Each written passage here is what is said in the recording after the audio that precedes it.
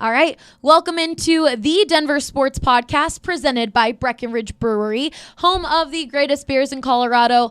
All of our favorite. In the world. In the world. Well, what's your favorite beer then, Ryan? Tell the folks. Strawberry Sky. It's got to be Strawberry Sky. I had my first one this weekend. Fire. Absolute fire. Would you say it's your favorite too, Brendan? Yes. In fact, is 11:59 too early? / do we have any in the office? We do have some Strawberry Skies. You should have grabbed some. All right, Kale super intern. Get on it. Go He's fetch. trapped in a world of cords. Rudo, which one's your favorite Breck Brew? Mine changes like every week. Because there's just too many good ones. Their Christmas ale is out now. Oh, actually, at my I haven't had local. that one. Seasonal. Right, exactly. Their seasonals are super good. I've had their autumn one and their Christmas one now, and they're both What's the Christmas one taste like? like Christmas. Christmas. Yeah.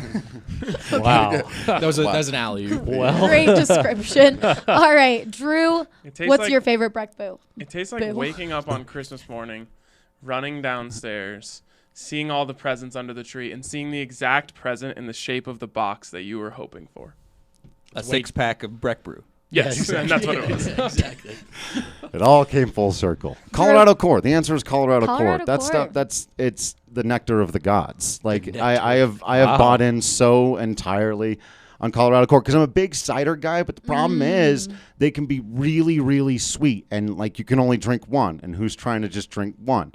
So Colorado Core like backs off on all of that, but it gives you like the beer part of it too. But still, it's like the perfect fall drinking beer. I'm gonna see if it continues to be my favorite as we go into winter. I may find the Christmas ale to be more to my liking, but right now I can't get enough of The it. vanilla that- porter. Go ahead. Old is- standby. I've been drinking that for years and years. So is like, so good. it's so It's good. so smooth. Yeah. Like when I had it for the first time, I was like, whoa. Yeah. You were going to say Yeah, Oh, something. I I was was on just gonna Nitro? say, people don't realize that Coors Field is actually named after Colorado Core. CORE''S. Coors Field. And with that, as you guys heard, I've got Drew Kreisman here, Rudo, Brendan Bowe, and Ryan Koenigsberg.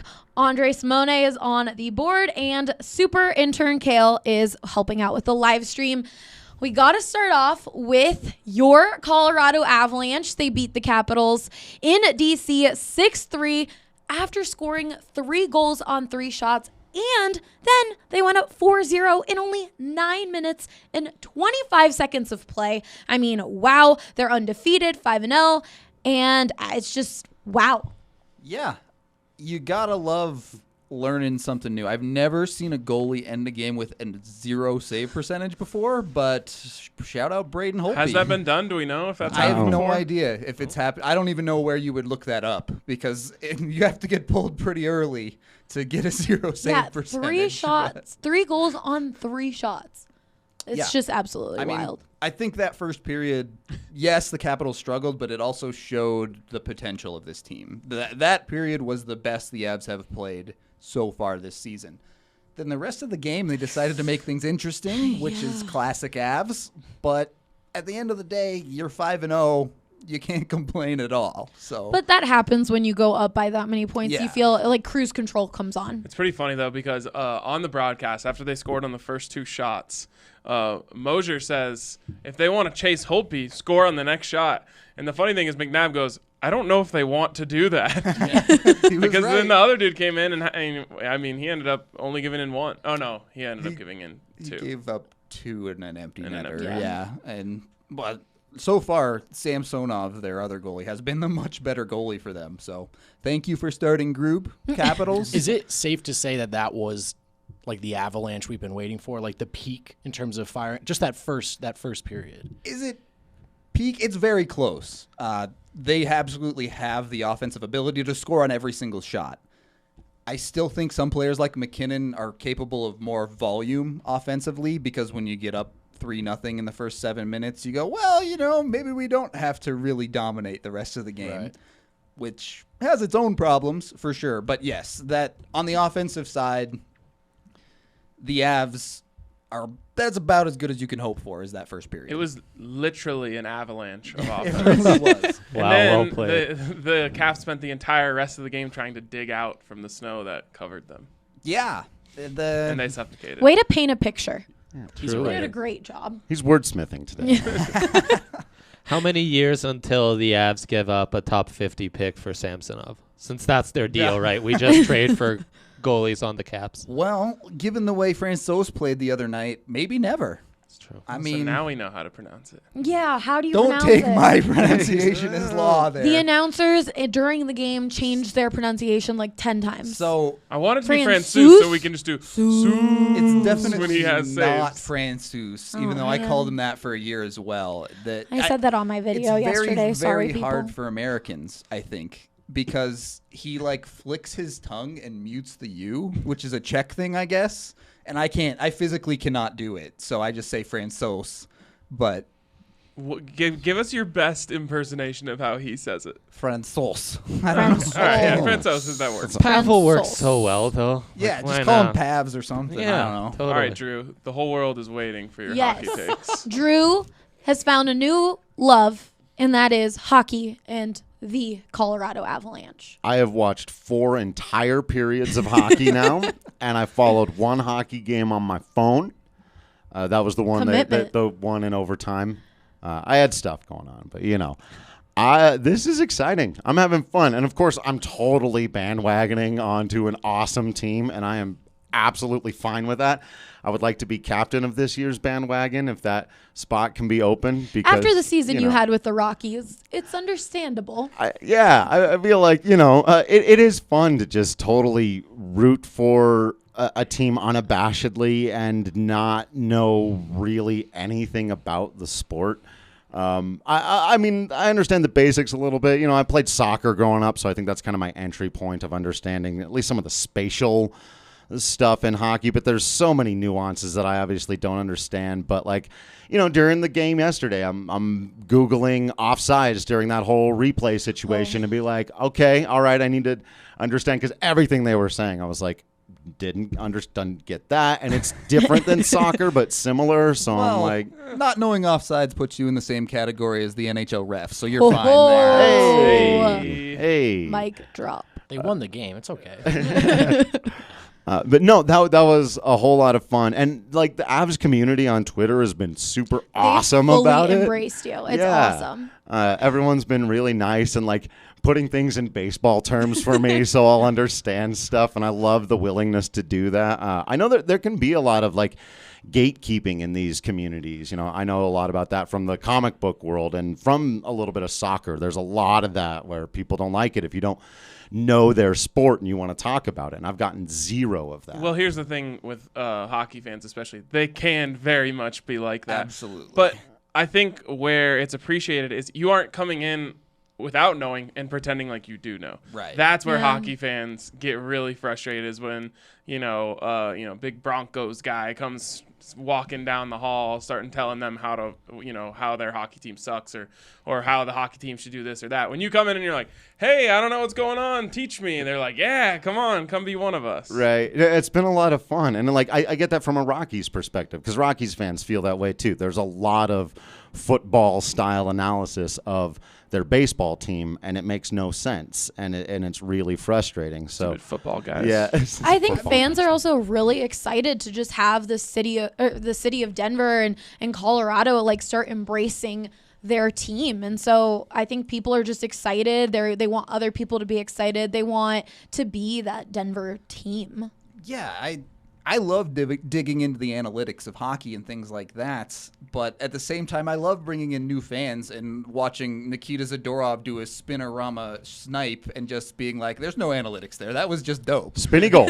Yes. That's your favorite goal Spinny type. goal is my favorite goal by far. I've gotten treated to a couple of nice ones from my new favorite player, Burakovsky. I know. I look. He's your I, boo. Hey. He's your Halloween boo. It's October okay. version of him, Burakovsky. Burakovsky. It's my guy. Apparently not totally Yesterday, yet. but- the spinny goal was Nikita Zadorov. Right. That was a very pretty Big one too. Z, as Can things be people like to pretty? call him. Is that, Oh, yeah, pretty. Yeah. Definitely. Someone needs to show him that Colin Wilson Yeah. spinny goal from last The year. wheel snipe Selly from Colin Wilson, Yes. for sure. one of my favorite things about hockey has always been, because I never really watched the games, but I'm obviously a huge sports guy. Back in the day when everybody watched Sports Center and they would always have the top 10s, I would catch some hockey. And And my issue with it was always there's so much chaos. I could never understand what was going on. But then the best thing about it is when somebody has a moment of brilliance in hockey, they exert an extraordinary amount of control over that chaos in a way that just blows me away. Like how, given all the circumstances that were completely out of your control there, did you do something so purposefully? And that's what blew me away about the first period. And I even kind of tweeted it out. Everything the Avs did was crisp and purposeful. Yeah. And you recognize that in professional sports, guys that know what they're doing. And so when you can control the chaos, it blows me away. And it wasn't just the people who were scoring goals. If you looked at Nikita Zadorov's goal, Nathan McKinnon gets up so high he hops over so that it could be a goal and he doesn't deflect it. I didn't or even know anything. you could do that. I'd never seen a hockey player On jump skates. before, unless he was like jumping over, a dead guy on the ice trying to. Yeah, Oh, boy. it's such a great sport to watch, and if I may just flex slightly for a second here, I got to watch the game on Saturday night from the 9th row center ice. Shout out Chris Fuselier, Blake Street Tavern, for hooking up those tickets. And even then, like, it's amazing on TV. When you get up close and you get to see it like that, it is incredible what these guys are doing. Like, when you boil it down to like its purest form, you're like, these guys are on like tiny little blades on ice doing, like you said, controlling chaos, zipping through guys, making these passes, like the speed of the passes. You talk about them jumping. It always blows me away how good they are at just catching the puck with their like very clunky gloves on. Casually skating backwards is an essential part of the game. Right. I don't understand. Like every other sport, you have your skill set, and then in hockey, here's your skill set: puck control, handling the puck, receiving passes, squeezing through windows, scoring on a goalie that's taking up most of the goal, and then they're on skates. I don't understand how they do Right. it. There's a guy behind us at the game who was like, I don't get how they pass it so hard and then it doesn't bounce off their stick on the other side. Yeah, I don't get Oh it. my God, No, there's so many I don't noobs there. There's like, look, they go so fast over there, and then they're still so fast over there. Going backwards. I don't. Well, and I don't want to make too many of the hockey people have one overgrown now. But every time I see someone catch a really hard pass like that, I think of the Mighty Ducks and the eggs on the ice, and I always think, catch it like an egg, dude. That must be what they're doing, man. They're catching it like an egg. I get this thing. I'm getting it. That holds up until someone tries to throw a saucer pass through the air and they have to bat it out of midair into the goal. But Yeah. but they really are truly incredible athletes. I've skated my entire life and I still struggle with doing the 180 and keeping my momentum into skating backwards. So the fact that pretty much every single NHL player can do that in their sleep is just ridiculous. Rudo, I'm going to give you like benchmarks for Sure. where the Avs are in the league, and you Yes. tell me to keep going. Uh-huh. I assume they're a top 10 team in the league. Yes. Top 8? Yes. Top 5? Yes. Top 3? Yes. Are they the best team in the league? I don't think so because of schedule differences, but they are the only undefeated team in the NHL currently. That's worth something. And after beating Boston, I think you could make the argument that they are. You the top absolutely could. All right, look, it's 5 games into the season. The other undefeated team until last night was the Edmonton Oilers, who were no one expected to be there. So small sample But size, they have but McDavid. right. McDavid and Leon Draisaitl kind of just carried that team, and then James Neal decided to be good again. But the Avs had expectations this year, and so far they've made those expectations look well below the bar. I haven't seen them lose a game since 1999. Well, there it is. You're the lucky charm. There you You go. missed 2001, huh? Yeah. No, I must have paid some attention in there. Yeah. Drew, what do you think of the fights in hockey? Yeah. It's very different than every sport. Yeah, like out of context of the rest of it, I find it as entertaining as anybody else, and it does seem like I've seen the highlights of the older ones. It's like that would make me uncomfortable. What they appear to allow is fighting now, like. Yeah, all right, but I'm also old enough to remember when Carmelo Anthony got suspended for like 20 games of a season, and the entire Nuggets year was 'Cause he completely basically torpedoed slapped because he someone. slapped a guy. Yeah. And The closed I- fist slap. Right. I stand by that. in hindsight. No. Stand by that as a proper form of attack. Yeah, that was a good move. Glad that happened. And then he ran away. Solid Let's not forget strategy. that Slap part. him in the face and run away. Marty Collins was.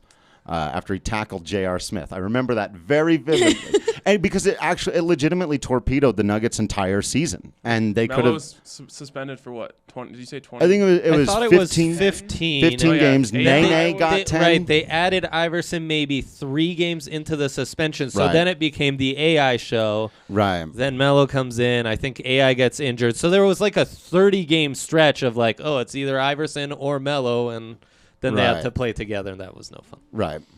And then they took game 1 from the Spurs that year before they went on to destroy everybody else. But that kind of stuff really does bother me. Or like, it wasn't that long ago that Nolan Arenado got suspended for 5 games for swinging and missing.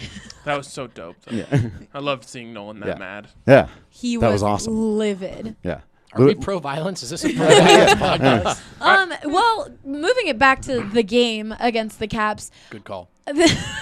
they went up ahead by so much that the Caps' goal was just to literally like smash them against the boards. And with little Sammy G, it's so nerve-wracking to watch when he's gotten bigger, but he's still so small. And I'm like, please no. And the Avs are mostly a finesse team. Absolutely. So as soon as yeah. a team's just like headhunting them, you're like, oh god. It's like, please get out of the period. I mean, hockey's a funny that way because the person who laid the biggest hit on Sam Girard was Alex Ovechkin, Yeah. who is arguably the greatest shooter in the history of hockey. And yet he's still 6'3", 220, and can just level you because you have to be that in hockey. And Girard isn't. That's the one drawback in Sam Girard's game is he's going to be on the smaller side and he's going to have to deal with contact. Most of the time he has his spin move that gets him out of trouble. But occasionally they line him up, and thankfully from this one he popped right back up and looked fine. But He looked dazed. nah, he looks fine. He looked dazed to me. They were He talking kind about- of like, well, he like shook it. He was like, oh, okay, and then popped right back up. It's like but I was 1980s football. They're like, "Whoa." he just got his bell rung. That means he has a concussion. They have concussion spotters, and he didn't get called. But well, that's a topic we won't have to go too deep into there. But So Bednar is now. Well, I said Bednar was 3 for 3 on his challenges, but I got corrected on that on Twitter. But that's Shocker. Well, I mean, the coach It still is has coach's to have challenge. entire staff, but- yeah, the Heimlich maneuver. exactly. But last year, that was very different. The Avs weren't getting these calls. The Capitals scored, and it got overturned for offside. And the Avs were not getting those calls last year. And this year, everything is going their way. We're going to touch on wood for that. Yeah. They've all been pretty definitive this year so far, thankfully. Hopefully that continues. We'll see which way they start to break when it's a 50-50 type call. Not sure. You'd never really know. With those ones, hopefully things are a little bit clearer with the offsides at least. I do think that the rule is dumb. The Avs got a goal called back 50 seconds later from compared to when the offsides happened earlier. So that's just, for me, that's no fun for anyone because now every time a team enters the zone, you're like, well, do I even care? Because it could be Yeah. offside. So maybe none of this matters at all. But so far, it's worked in the Avs' favor. You take it every single time. And anything Jared Bednar can take, he deserves because I just want to paint a picture for newer Avs fans. Bednar has made the playoffs 2 of his 3 coaching years before this one. He's undefeated this season, and he is still under 500 as a coach for his record Wow. because of one terrible, terrible year. I mean, terrible. Yeah, truly historically terrible. Was it 47 points? 48. 48 points. Don't take one away. We need everything we could get. The Avs are truly, the turnaround has been so fast, and I love all of the new fans coming in. The atmosphere around the team is the best it's been in a decade, for sure. Here's the thing, though. What was their record in overtime last year? I forget the exact number, but it was like, 12 or yeah, it something? was like Yeah. really, really bad. I They think they had hadn't- 14 or 15 overtime losses. Yeah, they Yeah. had like 0 until like the closer to the second half of the season. Yeah. So you take that, and that was an anomaly. Yep. You should never be that bad in overtime. And then the amount of offsides, 50-50 calls that went against them felt like an anomaly. if those things even out last year, you're talking about a team that gets a much higher seed in the playoffs is a much better team. This year, if those things start to go their way, I mean, I feel like that's why, like, obviously it's one of the reasons why they're undefeated right now. But, I mean, that's how, like, just that you take it and you're like, yeah, they're competing for the number 1 seed last year if they just can even those things out. Yeah, it really is the little things for them now to just kind of find the consistency and not let those anomalies get the best of them. Just kind of keeping it even keel. If they lose a couple overtime games, they come back and win the next one instead of it tumbling into something bigger than it needs to be. All right, well, the Avs take on the Pittsburgh Penguins Wednesday night at 5 p.m. Rudo, what do the Avs need to do to keep this undefeated streak? Well, this is the McKinnon versus Crosby Cole Harbor battle, and it's time for McKinnon to show up and be the player he can be. I say that McKinnon has 8 points in 5 games, which is ridiculous to say he's looked human with those point totals, but he absolutely has. And Crosby tends to bring out the best in him. I would love it if, as Drew talked about, McKinnon is one of those players that's absolutely capable of completely controlling a play and entirely taking over a game. And that's what I need to see. Do someone else? Well, him not doing that so far, is that him recognizing the rest of his team is playing well, Mikko's balling, him just doing the things he needs to do, or has Nathan McKinnon been subpar this season? Subpars. Yeah, I With can't 8 call him points, it's hard subpar. to Right, say well, subpar. sorry, as a Below scorer. his Below standards. his elite standards as a scorer and a goal hunter. Right? Yes, below his standards, absolutely. I don't think it's the recognition of the teammates around him by him. However, Bednar has been much better about spreading out the time on ice. He's not playing these ridiculously absurd minutes. That's playing it into it a little bit, but also he just hasn't quite found his shot yet this season. Both of his goals, one was an empty netter last night, and the other one was a tap-in rebound. So he's shooting on non-empty nets. He's shooting below 6% or something, which is way too low for him. It will come up. And once that happens, it's actually kind of a good thing because this happens every year with the Rockies where the whole team gets hot at once and then they spend the rest of the season having pieces of it but can't put it all together. McKinnon not being hot now means that when Rantanen goes cold in the future, McKinnon can step up a bit more. Right. So reminds me of when Nolan Arenado literally did not hit a home run for the first 10 days of the season, and he hit 41 this year. Right, exactly. Yeah, I'm looking at it as a positive because I'm like, wow, they're 5-0 with Mac just being, I don't even know what to call it, very good, just not great yet. Let's not kid around. Mac's on pace for like 130 points, and we're like, oh, he's got more. He'll be better. It's fine. But he does. Right? No, yeah. it really does feel like he could potentially win every award in the league if he figures it out. It's kind of how I feel about Philip Lindsay right now. Is he's on pace for over 1,000 yards and 11 touchdowns, and I'm like, yeah, still haven't seen like full fill yet. yeah. For sure. But with that, going back to the Avs, it's been really exciting to see the Avs struggle a bit in their secondary scoring last year and the improvements that Joe Sakic made in the offseason and how much better that has been in these last 5 games. Yeah, it's obviously Burakovsky with the 2 game-winning goals has Drew as a new fan. That's my guy. What's his nickname? I call him Burra. Burra. These days I call him Kakarot because I had fun with making him a Super Can't spell Saiyan. that either. That's awesome. It's an S, a K, and a J all right together, so that's a no. Yeah, Burr is good. He has stepped up his game. I think he's been a lot solider than a lot of people expected. And then last game against the Capitals, obviously Kadri went off and helped with 3 points in those first 4 goals. So.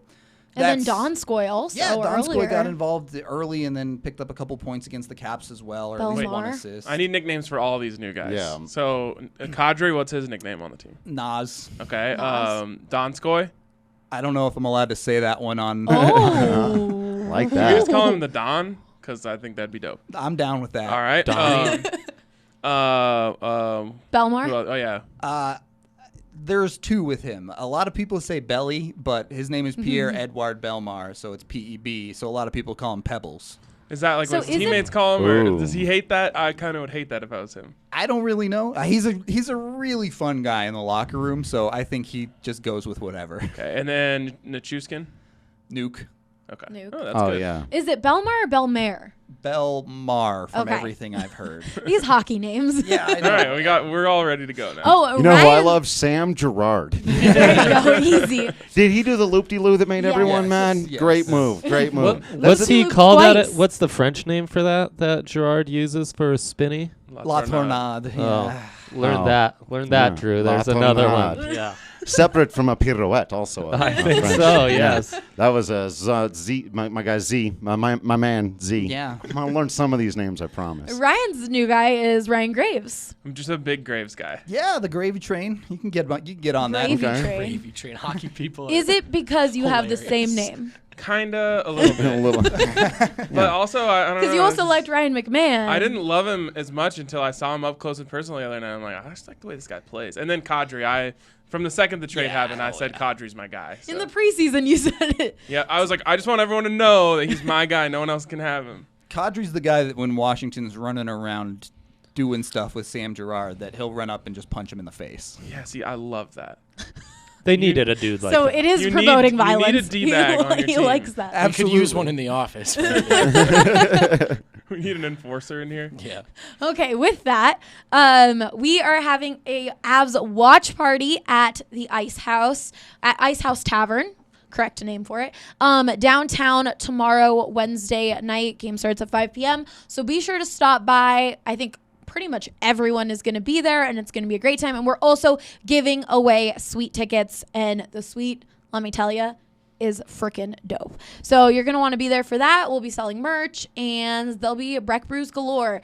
But if you're not going to be at the watch party, then you got to stop by Total Bev and check out their incredible 30% off deal that they're giving specifically to the DNVR family. 30% off your purchase of $25 or more using the promo code DNVR2019 online or on their Total Beverage app. They've got everything you're looking for, including CBD products. And if you get overwhelmed with hundreds of options, don't worry. Their incredible staff members will help you find exactly what you want. So don't forget to use the promo code DNVR2019 for that 30% off. We're going to talk about the good old Broncos and Nuggets now. Hell yeah. At the same time. All right, you go. got 1, 2. The listeners would really not like that. Let's start off with the Nuggets.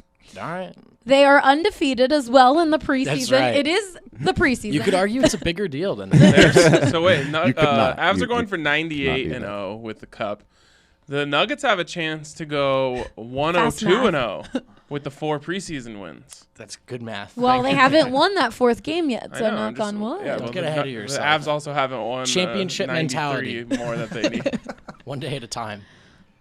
Oh, so, Oh, well, is that- we're, is we're there a talking question? Are about we just them. talking about I them? mean, how do you think they? So they You took get- on the Phoenix Suns last night, won that game, almost blew it though.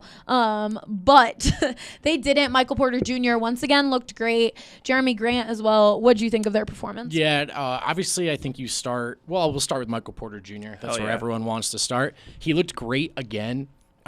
He looks really aggressive as a scorer. He has scoring instincts, and his skill set is just popping off the screen right now. So, however much work he has in front of him in terms of getting into this rotation, starting, being an impact player on a 54-win caliber team, we'll have that discussion. But we know that at his core, MPJ is this good.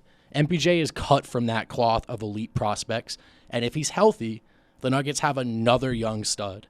And so beyond being excited about what this team did last year, what they can do, Nuggets fans are really lucky right now because they also kind of have that like tankathon prospect ace in the hole kind of deal. And so everything's going well, but the future looks bright right now. And so you just have to start with Michael Porter Jr. MPJ is crazy because it looks so easy for him. Easy. And maybe this is a hot take, but I'm just God. watching him. I'm getting the same feeling that we just talked about with McKinnon and Philip Lindsay. Like, yeah, he's having these really good games, but it doesn't. I still feel like he's still working. Like he's still Absolutely. He has not hit his form yet. He's still Like, not in basketball shape. I mean, Right. he looks great, but it's been a calendar year since he was playing at this level. So even like his jumper. It doesn't look fully in form yet. Like I can see the ceiling for him, and it is so unbelievably high. we saw a lot of it last night. He is an elite cutter, or he's going to be an elite cutter if he's not there yet. he walked into a catch and shoot three, which he drained. And he had this one bucket from the left side on the baseline where he caught it on the move mid-range and turned and adjusted his body midair and just drained it. Yeah. And that is a really difficult shot. That was pretty too. That was a spinny goal. Yeah, it was a spinny goal. It was a spinny goal. You're not supposed to be able to do that when you're that big. No, when you're that big. And when you see him like moving, he looks like a gazelle to me. Those long bouncy steps. So I mean, this is a guy that is showing you 3 different levels of scoring that are going to translate at this level. Defensively, he's got a long way to go, but he has a higher baseline than the other guys in this small forward competition because he's 6'10". And we saw some of that size and length come into play last night, generated 2 blocks and a steal.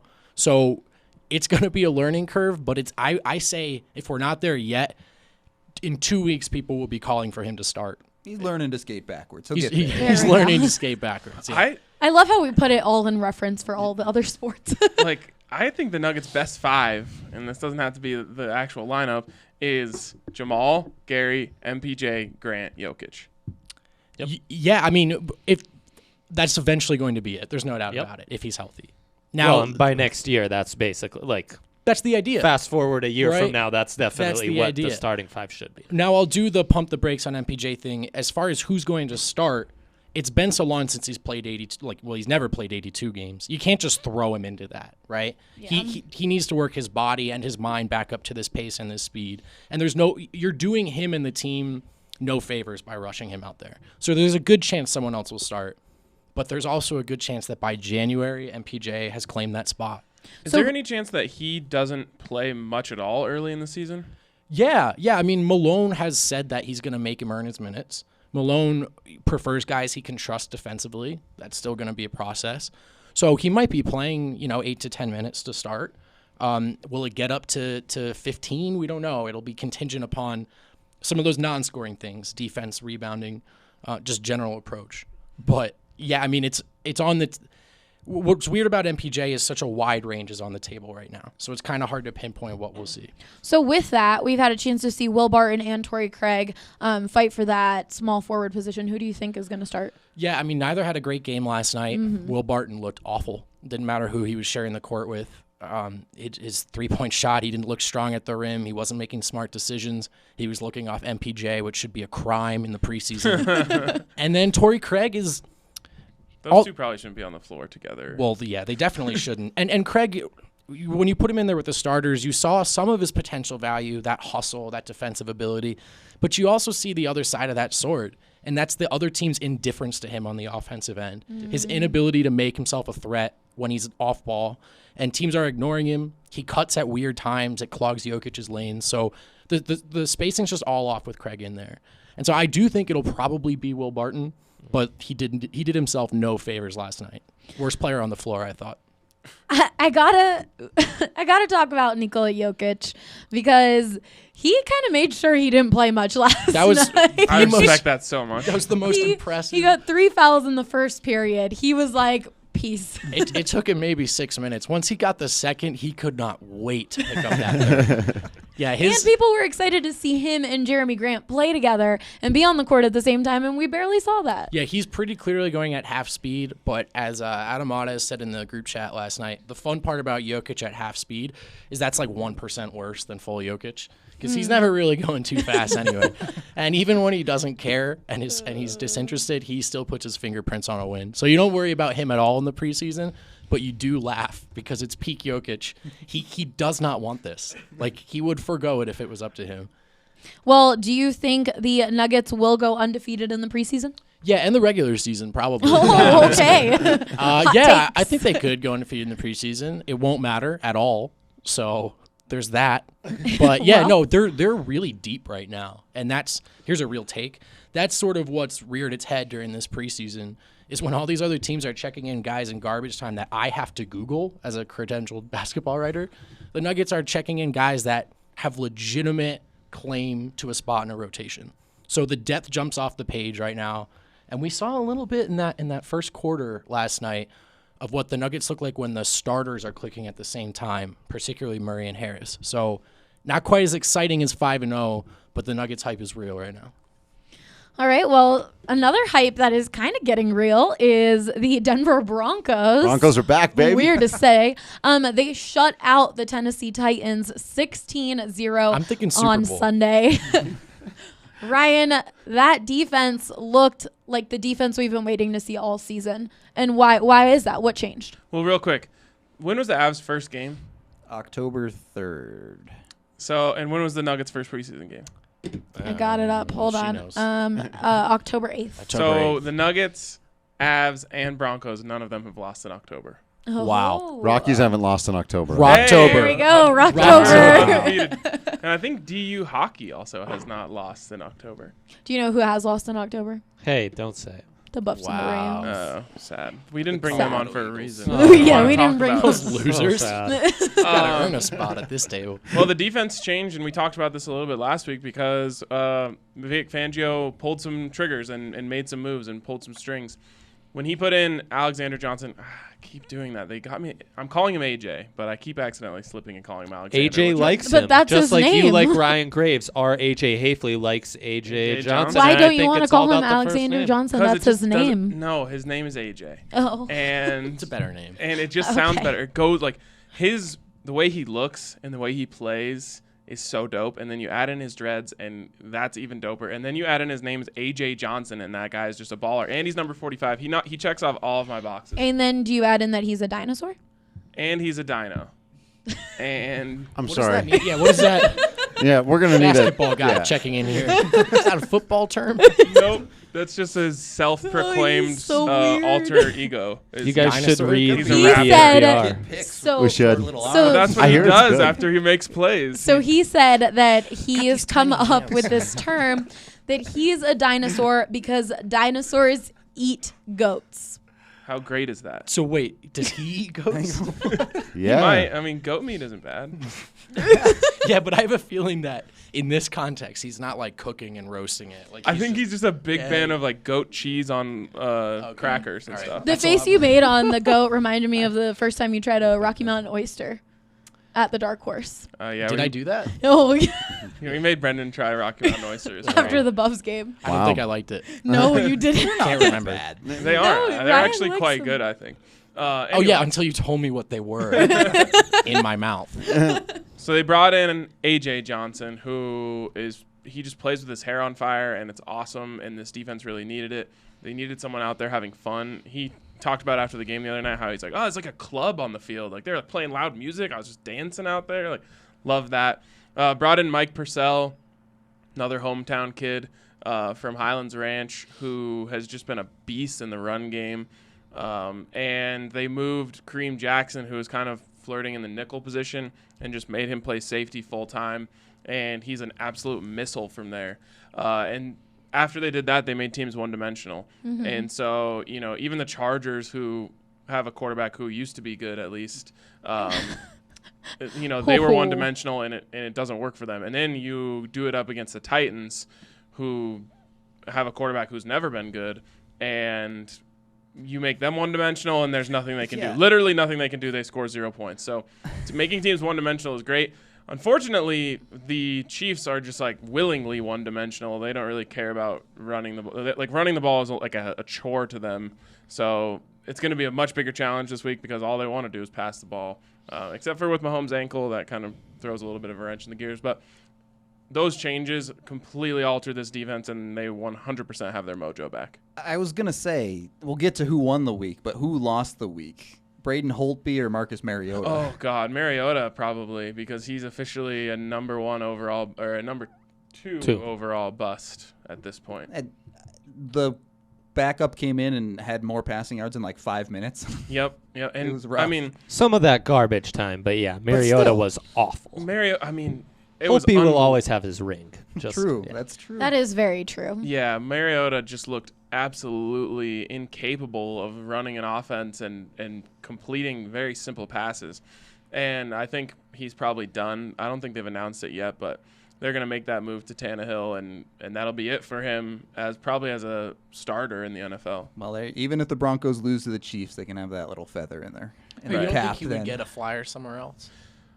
I think he'll As get a a starter, flyer, but I I don't don't know. think so. Who would want to? I'm trying to think Well, of the desperate especially when quarterback. Cam Newton might be available, Jameis Winston might be available, Marcus Mariota with those 3 Heisman-winning retreads is behind the eight Dak ball. hasn't He's signed probably his gonna go- contract yet. He's probably gonna go like back up Lamar Jackson. Or Nick something. Foles will be No available. love you for know. Kaepernick, huh? I mean, Sadly not. I think Rudo. we know. Yeah, Unfortunately. You want to bring up China? While you're Yeah, really. Well, no. you know. I do have LeBron's comments pulled up. Just in case for you. Well, So, anyways, yeah, that was crazy. But to hold a team to 0 points yeah. is so hard. As I was saying before the show, that's hard to do to a team in college. Like even if you're playing Southeastern Connecticut State, it's hard to hold them to 0 points. My mom. Yeah, went the there. Buffs at least got 3 against Exactly. Oregon. When you shut a team out, that is like the ultimate disrespect and dominance. And I really think it did a lot for the mojo of this team. This is probably a dumb question. Why not sooner with these changes? Why now? How? It's not a dumb question. It's a question that everyone's wondering. And there's not a good answer to it because Vic Fangio's best answer was like, I just didn't think Alexander Johnson was ready yet. Damn it, I did it again. But the biggest point of contention there is in week 1 against the Raiders, they started Corey Nelson at that position, and he was brought onto the team like 6 days before. So he absolutely wasn't ready. With all due respect, I really like Corey. He looked terrible. Yep. And then all of a sudden you bring in this guy who actually looked good throughout the preseason and throughout training camp, and he looks great. So there's not a real good reason for it. In terms of Purcell versus having Gotsis there and Harris in the middle, I don't think there's really a good answer there either because they had Shelby Harris playing nose tackle, which was not a natural position for him. Adam Gotsis was a second-round pick once upon a time, so I think they were kind of trying to hang on to what they had there. But it's clear now that the formula for them is stop the run and make teams one-dimensional. Could it also have been just like those nervous, I don't know how to say it, but like Vic Fangio's a new head coach. Maybe he didn't want to trust his gut yet. He was like, maybe I got to stick with this until, and then he finally was like, you know what? I know what I'm talking about. I am very defensive minded. I'm going to make these moves. And they paid out as soon as he trusted his gut. Yeah, I mean, I think it's twofold there because I think his gut was to put Shelby Harris at nose, and he realized that he was wrong on that. But he also is a guy who loves Mike Purcell. He always jokes when John Elway and Matt Russell came to him and they're like, "Hey, what do you think of Purcell? We know you've had him in your system a couple different times, but he didn't make the team. Should we bring him in?" And he was like, "Yeah, be careful though, because if you bring him in, you're gonna love him." And You might want to keep him. right. Yeah, you might want to keep him, and that obviously played itself out. And now we've got another hometown kid in Colorado who's balling out. Well, we got to talk about this offense. They've been enough, but they haven't been anything special. And at this point, Enough the last 2 weeks. yeah, enough the last 2 weeks to win them the games. But Joe Flacco had 0 touchdowns, an interception. Philip Lindsay had the lone touchdown of the game, and Brandon McManus scored 10 points. 9. 9. Oh, 10, 10. including an I extra was point. right. Yeah. Yeah. What's going on? Is that what Broncos fans should expect from this offense? Yeah, I've been saying it for the whole year. The offense is going to be boring and annoying and frustrating and not exciting and Okay, any well. words you want to use. That's what they designed this team. Like the last 2 weeks is what they designed this team to do, is to put out dominant defensive performances and just do enough on offense. Rich Scangarello said today, like, I don't call games for stats, I call games to win. And, I've joked about it throughout the week, but I said they scored 15 more points than they needed to on Sunday. I joke about it, but that's really that's their philosophy there is be smart, try and grind the defense down. The problem that you cannot have continue to happen is the short drives. Like, if you grind the clock and you're running the ball and you're doing, 3-4 yards in a cloud of dust and that whole thing, that's fine. But I believe it was 9 possessions that they had 1 or fewer first downs in that game. You can't do. I mean, if you do that against the Chiefs, you are going to get killed. So you have to be able to possess the ball. But like I said, this offense is not designed for Joe Flacco to throw for 330 yards and 3 touchdowns. It's just not going to happen. Is there any chance that they can keep pace? with Kansas City? I mean, the defense has to be ridiculous, right? Yep, the defense has to really play well. They're gonna have to get after Mahomes and rattle him early, whether that means getting that ankle flared up or not, or just having him uncomfortable. They have to do that. But offensively, like I said this, like they can win the game if the defense holds them to 24, and maybe it has to go to overtime. Like they're not going to score 30 points and win this game. Yeah, there's no way. Would you consider Flacco and Mahomes basically polar opposites? As someone who doesn't watch a ton of football and doesn't know a ton of the terminology, it took me about 3 minutes of watching Flacco to learn what a check down is. So. Yep. Yeah, I mean, when you look at it that way, the one thing that they both have is really strong arms, so that would be the one thing that makes them similar. But other than that, I mean, Mahomes was trying to make a big play on every play, it feels like, and Flacco is like, check down. And obviously Mahomes makes plays with his feet. Flacco can't do that. That was the hardest thing for me about the Broncos bringing in Flacco is he is a serviceable quarterback in the NFL. But when you are in win now mode, which we know the Broncos always are, to think that you're going to be able to compete in a division with Joe Flacco as your quarterback it just seems silly to me. Now, with Mahomes being injured now, things are a little bit different because he cleared, like Bill Barnwell of ESPN did a breakdown of Mahomes pre and post injury, and like pre-injury, he was the greatest quarterback of all time statistically. Post injury, he's Andy Dalton. So that's been a huge factor in this. And so maybe now you can compete with the Chiefs, but on a grand scheme of things, that's why I was pounding the table for Kyler Murray last year. It's like you are not going to be able to compete in this division over a long period of time unless you have an electric quarterback. All right, well. What about my guy? You've got your Ryan. AJ's got his AJ. When am I get my Drew? Drew Lock, my guy too. I mean, he has the ability to be an electric quarterback. Unfortunately, we're going to just have to keep waiting until we see him. And if they keep winning, we're going to have to wait even longer and longer and longer. But I think he has the ability to be it. There's only one way to find out. And you have to put him out there eventually. So Rich Gangarello said last week the number one most important thing for a quarterback is to not have to play early, which doesn't sound good for us seeing Drew anytime soon. What if the Broncos beat the Chiefs? What does the rest of their season look like? I mean, they're back in it. There'll be one game out of first place in the AFC West if they beat the Chiefs, with the tiebreaker over the Chiefs and Chargers. So mojo and confidence and belief in what you're doing as a football team is everything. And it's already really high right now, which is the main reason why I'm giving them a chance to win this game. If they win that, I mean, they could very easily get hot, roll off 4, 5, 6 in a row, and be right back in the playoff picture. That's what makes this so exciting. And, there's so much talk about tank or don't tank and this and that. And it's like, just think about how this feels right now. Everyone's excited for the Broncos game on Thursday. Mm-hmm. Like, that does a huge thing. And the players are the same way. They are chomping at the bit to try and go out there and make plays on Thursday and show the world that the 0-4 start was a fluke. And especially if they go win that game, you can point to the 0-4 start maybe being a fluke. Especially those first couple of games. Like, right. I mean, the Bears and the Jags, you win one of those two, you're 3-3 right now. You win both of those, which is very realistic to see. You're 4-2. So, well, on the DNVR Broncos podcast, you talked about wanting or preferring the Broncos to go 7-9 or 8-8 rather than tanking. So I want to take everyone's opinion here and see what you guys think of tanking. Like Ryan's saying now, look at the momentum and look at the positivity around the Broncos now that they've won a few games. But what about that draft pick? What do you guys think of that? I think tanking would be far more compelling if they didn't have someone as interesting as Drew Lock. But having him sort of allows you to see where the chips fall. And there's a lot of baseball mentality in my mind, too, where there is no clock and there's 107,000 games.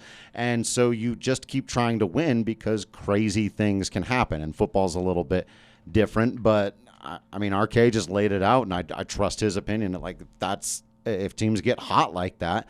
And you do look back at those first couple of games, you're like, maybe this team was better than we realized this whole time. It took them a minute to gel. There's no reason to give up on any season before you have to. And so, like, I'm not an anti-tanker. There are definitely times, especially in the NBA, I feel like because there's one player just changes everything for you instantly. right, and Tanking's fun in the NBA. right, and generally, but you're bad by like halfway through Yeah. the season, and you've got 40 Before. games. Yeah, Yeah. even before that. Some teams know going right into it that they're Right. just not even going to compete. Yeah, obviously, it never makes sense to tank in baseball. Teams that are bad in baseball, they just are. Like number one draft picks just don't revitalize franchises in baseball the way they do in other Well, sports. with tanking with the NBA, you still have the lottery. Right. It's not like the NFL, Which where is objectively you could get dumb, that first right? Place. Very, very dumb. Okay. Because NHL has a lottery as well. Yeah, I am all for tanking. Tank it out all the way home. If you're not, you're just delaying the inevitable pain that is coming to you. We saw it with the Avs under Patrick Waugh for years. The NHL has this thing called the Calgary Zone because of the Calgary Flames for a decade. We're a playoff bubble team that were never good enough to really contend to win, and we're never bad enough to kind of start over. The Nuggets, I mean, under Yeah. George Karl. Yeah, so you're stuck in limbo if you don't tank eventually, and just get it over with, is my opinion. Even post Carl, the Nuggets were right in that like 8 to 12 pick range where it was like, well, great, we're not getting a franchise player. But the thing that's so crazy about football is, like, everyone knew Zion was going to be really good. Yeah. In most years, there's a basketball player who there's no like question or whether or not they're going to translate. In that, the hoop is the same height, the rim is the same size. One of the top 3 guys is going to be a baller.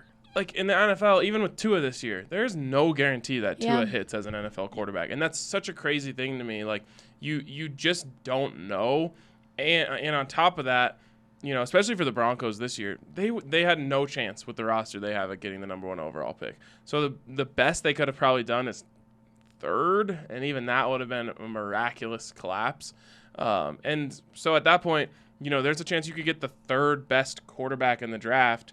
And there's especially no guarantees that guy's going to be good. Yeah, I don't think the Broncos are definitively on the bad enough side of the fence, right? And where you said, like, you don't give up if you don't have to. And frankly, it's still early in the season. So if you were looking at them like, hey, they're really, really far away. They're a culture shift Like away. the Dolphins. Yeah, let's take a flyer on a. Wait. Oh, no. Audio stopped working. Maybe it stopped working on the live as well. Oh. Well, hi, people. Still live. It was going to be a really good team. I forgot it already. Yeah, it's gone now. I Live almost people. just started yelling curse words. Forgot we were live. Oh, wow. Start yelling them out. Live people get to see the technical difficulties and just technology. Luckily, we're not the radio, so we can do this, and the listeners later will have no Yeah, idea. we'll never That's know. true. But, while we have you during this break, available now on the thednvr.com on our merch site, we have a new DNVR shirt. It is the Denver Sports Podcast themed.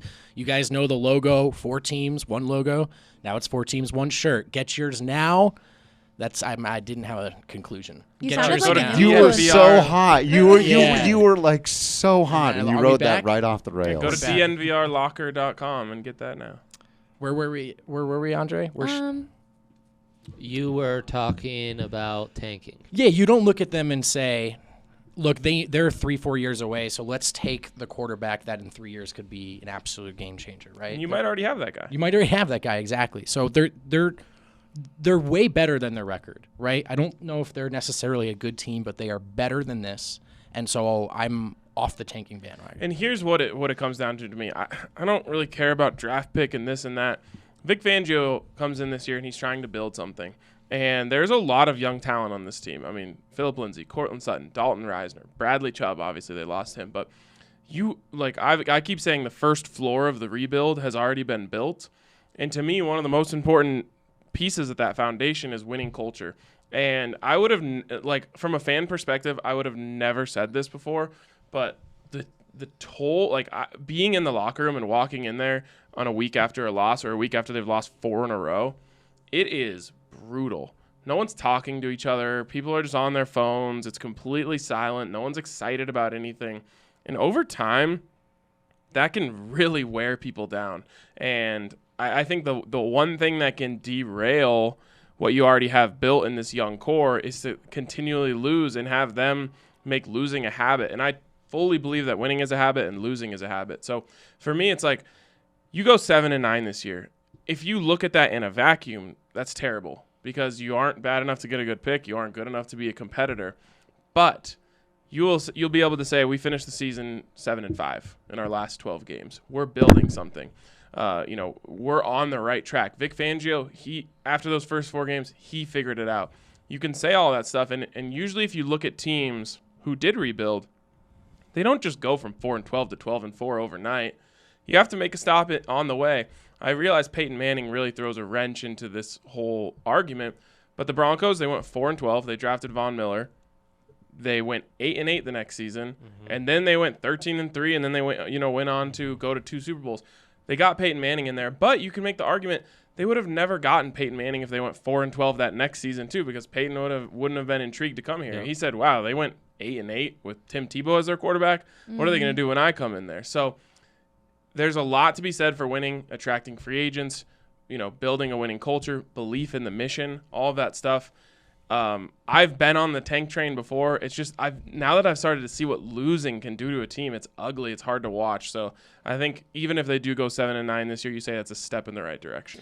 I do think though that 0 wins sparks those younger guys. I mean, you can look at it at the Rise. Chidobe Awuzie would tell us that he didn't want to be in that position anymore. Like him and his teammates, his year were like, no, we are going to be the difference. We are going to be the change, and we're not letting this happen. And you can see that fire in those young guys like Phillip Lindsay, like Dalton Reisner. Like, I think it does do a lot of bad, but then you also spark a lot of momentum of let's get out of this. Yeah, the thing is just that fire, it burns out eventually. And so, like, losing – and here's the other thing I've talked about a lot.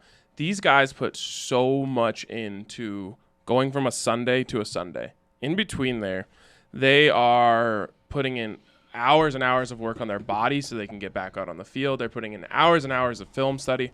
They put so much in during that time that when you go out and lose again, it just kills you. Yeah. And it's human nature after a while to start emotionally protecting yourself from that and trying to not care quite as much because you feel like it's going to happen again and you don't want those like legitimately depressing feelings after you lost yet another game. And so guys slowly but surely like lose that fire because they don't want to feel that every single week. And so the more and more you lose, I think it's very dangerous. And if you can just streak together that good feeling a little bit more, even if you go 7-9 this year, those young guys are still going to have that fire. Hey, we still haven't made the playoffs. We got to turn it around. So.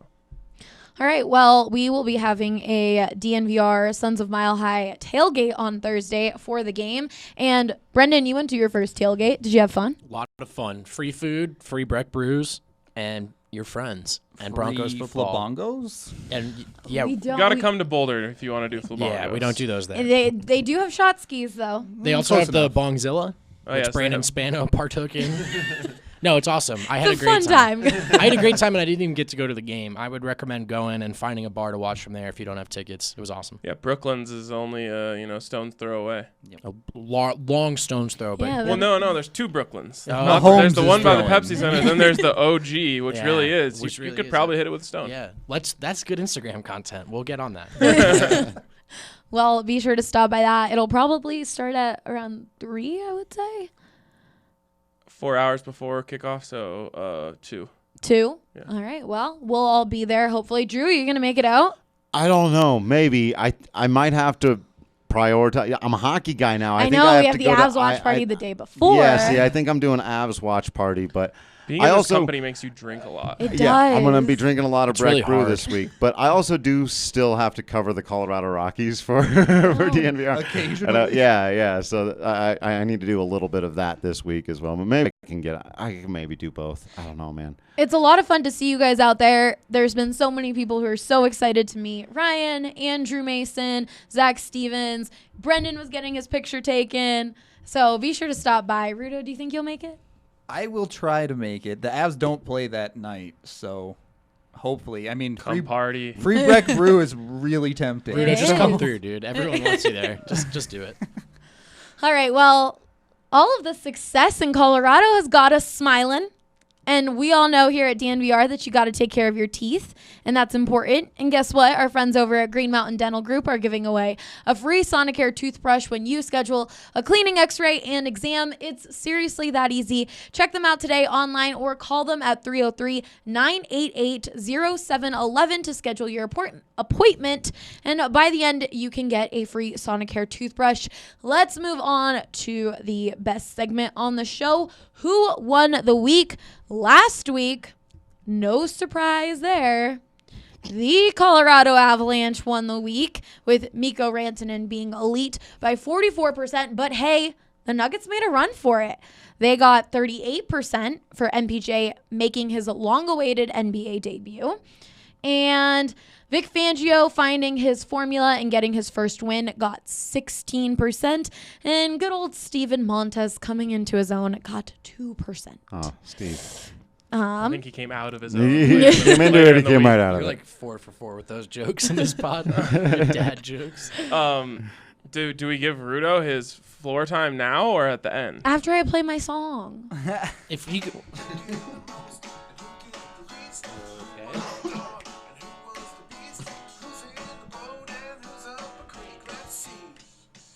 Who won the week? So because things have been so easy for you guys, I'm going to give you 30 seconds. But because Rudo won the week last week, you're going to get the full minute, even though I know you're already I have going to a tell me you longer don't. one. I feel this like time, he gets a little monologue time where he can talk about whatever he wants, like we decided last week. Then he has to make his new case. Okay. Like a winner I circle. get both. Okay. No, then you'll get 30 All seconds. right. All right. Like you that's can fine. use it for literally whatever you want, Oh, though. right, So, like, if you that's want to what give it us was. your Joker review or like, Or WWE, like you guys were talking in the could there you Slack. go. Who do you think's going to win the Royal Rumble? Whatever you want to talk about. Please don't be WWE. I mean, it could be AEW if it was going to be one, but That's what it should be. it won't be. All right, what is it? Um, We were putting him on the spot here. yeah, I was going to do it about our watch party, but you kind of already covered that, so. Do it again. You can talk more in detail about it. I really cannot recommend the Sweet tickets enough. I had the chance to go with these guys, and it's awesome to watch an Avs game from a Suite. It's something you should experience if you haven't, and we have a chance to give them to you at this watch party, which, by the way, you can actually watch the Avs because they're on national television, so that's nice. Should definitely show up, have some Breck brews. I mean, McKinnon and Crosby, if you're a hockey fan, you know it's always fun. Something special will happen. And those watch parties are just They're so banging, much yeah. fun to be around all of the, like, Drew, you're going to have a blast. Being around all of these other hockey fans, it's just so fun. And I'm going Last- to find some people to take me to my first live. I've never been to an NHL game, obviously, so I'm going to find some friends to take me So to my whoever first wins one. those Sweet tickets. Brig There you Drew. go. Huh? It'll be very entertaining. Remember, I've always been your best friend, and I've been the biggest Avs fan in the world for 3 games now. So Also, the last time we were there was game 2 against Calgary. And that's when Mac scored his top shelf game winner in overtime. The Nuggets were playing at the same time. The Nuggets didn't win. Jamal missed the little missed. corner or the little elbow It was very jumper. stressful. We had both games on the TV, and everyone's like, oh, yes, no. Went back and forth. Real quick, before my time starts, shout out to all the things that didn't win the week for the Avs. Being undefeated, Brett Heimlich getting 3 challenge calls correct. Gotta love both of those things. All right. Rudo, 30 seconds. Go. All right, so obviously Cale Makar won the week because he did amazing things. You know how many defensemen, rookies, started their careers with a 5-game point streak? You can count it on one hand. You know how many have done more? You can count it on one finger. Cale Makar is making history, and this is something that the Avs haven't done since the Golden Era. It's truly incredible, and these are the stories 20, 30, 40 years from now. You'll be going back and saying, back in my day when we watched Cale Makar on the 2D flat screen television, he set Time's records up. and we liked it. I actually wanted him to finish that. Time's up. wow, That was And great. that is. Quite I was the very sound. focused on the time, but that was very entertaining, Rudo. How long were you working on that? So I did the voice once in the car on the way over, and it was about 4 octaves higher than that. So I had to like how tone it suddenly down. we all just became like Southern, or where are we from now? Yeah, I don't know how to do an old person voice. It's just a Southern mad person. Okay, Drew, the Rockies, you can choose another team as to your argument as who won the week, but you cannot choose. You're going to choose the All Choose right. whatever you want. Yeah, you can choose whoever you want, but you can't choose the same as Rudo, obviously. Go. All right, this is the last time I'm ever going to do this. I won the week. Me. go. I win the week because I'm an Avs fan now. But not just because I'm an Avs fan now, but because I'm a hockey fan now, and I'm figuring it out. It's like discovering the Beatles for the first time, having never heard their music before or something. There's nothing like getting to discover something completely new and having really smart people around to explain it to you, like having AJ and Rudo just there that I can ask any questions. Ridiculous, like what kind of person gets to do that. So I win the week. Man, 30 seconds is a lot faster. I love this new rule. I 100% support Drew winning the week, by the way. Drew, two Avs. They're going to take votes from each other. I know. Kale McCarr or Drew. It's a hard one. I got this brand new super kicking DNVR hockey shirt. Do you know who that Ooh, is? it even has the DNVR logo on there. I don't. It's Miko. Or no, it's Nathan. Oh, it's McKinnon. Miko's on my McKinnon. mind. Miko's on my mind. It's Nathan. from the Sega Genesis games that I used to play where you had little guy, medium guy, big fat guy. There are a lot fewer big fat guys in the NHL than I thought. Sega lied to me. You're going to have to get the Big Moose Miko shirt when it comes out. Yes, I am. We're going to have to make him a Burakovsky shirt. Oh, That's what I'm yeah, saying. specific for you. All right. Brendan, why did the Nuggets win the week? The Denver Nuggets found their small forward and power forwards of the future. They'll have to retain Grant, but if they can afford him, he slides into what they need at the 4. He's a perfect Nugget. MPJ is top 10 player material. There's a chance that the Nuggets have 3 top 20 players down the line. There's a chance that they have 2 top 10 players, and there is a realistic path to the Denver Nuggets winning a title in the next 3 years. The Nuggets have won the week. God, you saw that I pulled up that other thing. Tried Hashtag to a cover perfect the nugget. time. A perfect Nugget. Perfect Nugget. All right, Ryan, why do the Broncos win the week? The Broncos win the week because they're firmly back in the race. It sounds crazy to say that at 2-4, but they are. It's all right in front of them. Beat the Chiefs. You're 1 game out of first place in the AFC West. You're back in the hunt for the playoffs. And most importantly, they found their defense. I said before the season that's going to be the number 1 defense in the NFL. It looked really stupid for 4 games. Well, now they're top 5 in most categories after these last 2. So they found their defense. They're back in the race, and they have a chance to do the unthinkable on Thursday and be right back in it. You finished with 2 seconds. All right, well, we'll see. Andre, do you have a contestant for who won the week? Or do you agree with these guys? No, I think my vote will go to the Nuggets. Let's Okay. go. Hard, Preseason dirty like dunk. that? Come on. Huh? You gonna do Drew dirty like that? Oh, yeah. Drew, are you kidding me? I got to make a plea to the I've been Nuggets fans. standing on Drew for like 3 months. He's gotten his time. We're moving on. Nuggets fans, Sorry, vote Drew. in No, this. it's fair. The Totally Avs fans are bullying you. They bullying are. you. You own the can too. But now you have a chance because the votes are going to be split. Yeah, don't vote for Kale. Put them all towards Drew. Like, I'm fine with this. Kale, do you have, super intern Kale, do you have someone that you have a vote for specifically? I'm going to vote for the Broncos. Broncos. Let's go. All right. Part of that is I'm mostly a Broncos fan, but yeah. It's also because Ryan's This is a why I partner. call you Colin. No, I do love it. I mean, like, I know. you guys are going to win anyway. Like, let's give some love to the Broncos. All right. It's been a while since the Broncos won the week. I'm going to pick Drew. Let's see if Drew wins. But thanks to everyone for listening, and we'll see you guys next week.